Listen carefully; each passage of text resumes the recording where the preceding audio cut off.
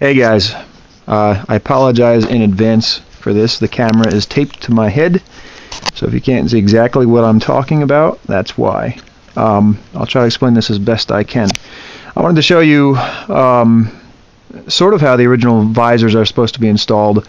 It may not be exact detail-wise, but the function is exactly the same.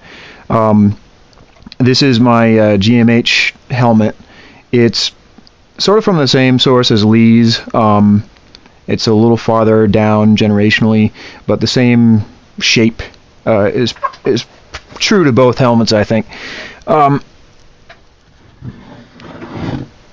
Here you can see the part that Lee was talking about. This is the mandible, this part here, and you can see the black part of the visor is sort of not quite flush with where that sticks out. The silver part sort of sticks out pretty far beyond it.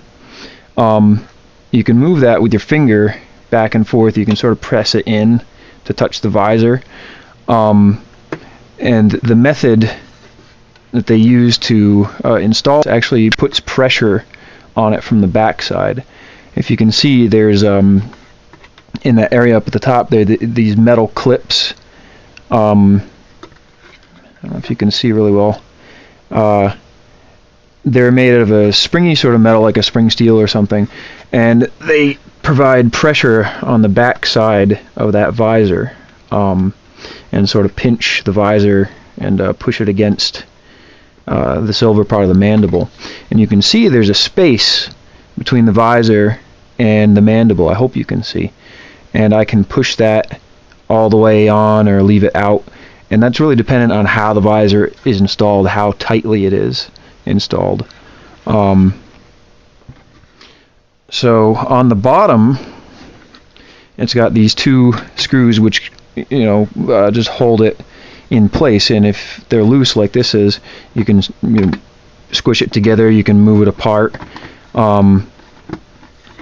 And so if you can see from the front, I can sort of pinch it a little bit like the MR.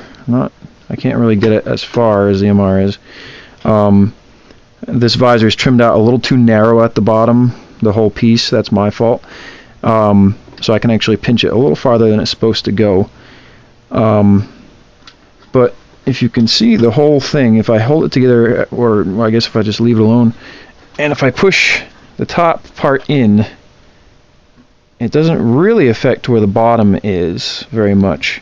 It certainly doesn't pinch it together. If anything, it spreads it a little apart, like on the ESB, which I think is, if you can see, it's pushed together, and that sort of sends that whole side a little wider. I hope you can see all this. That's pretty much it. That's it's not fully accurate in there yet. I've still got some washers and things in there because I'm too lazy to trim the screws down, but that's reasonably how it should be. How it is on the MR, I'm not sure, but I know they made a ridge on the inside which might interfere with it. It might be too narrow at the bottom. That's what I think, and they just have the screw holes sort of too close, so that when they have to assemble it, they have to sort of pinch it tighter. That's what I think is going on. Who knows? But that's me trying to explain it a little better. I hope that helps.